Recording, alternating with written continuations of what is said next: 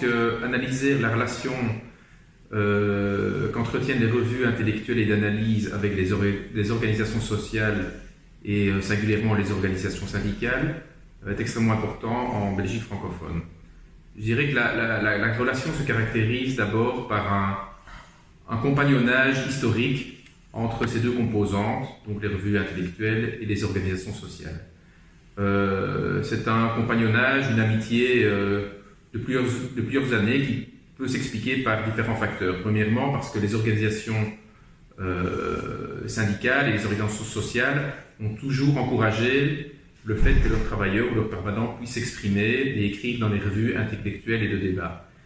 Et de la même manière, les revues ont toujours accueilli de manière extrêmement bienveillante et avec beaucoup de positivité le fait que les travailleurs des organisations syndicales, des organisations sociales pouvaient s'exprimer dans leurs colonnes.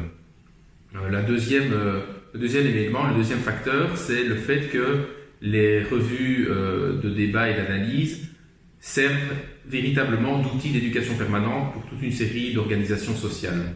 Ce sont des outils pédagogiques, souvent vulgarisés, de très bonne qualité, qui servent au quotidien les organisations sociales dans leur travail d'animation de toute une série de publics. Et je dirais que, troisièmement, la qualité des textes publiés dans les revues d'analyse permet aussi aux organisations sociales et aux organisations syndicales de prendre du recul par rapport à ce qu'elles vivent au quotidien et par rapport à leur propre stratégie.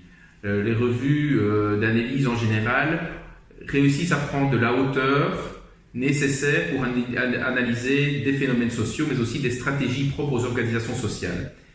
Et ces analyses, ces textes, ces questions mises en débat servent parfois de référence et d'outils de réflexion pour les organisations sociales et syndicales.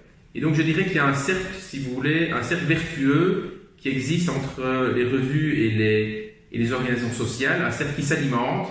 Ce sont deux acteurs qui ont probablement en Belgique francophone besoin l'un de l'autre, dans une dynamique extrêmement positive, à la fois pour les revues et pour les organisations sociales.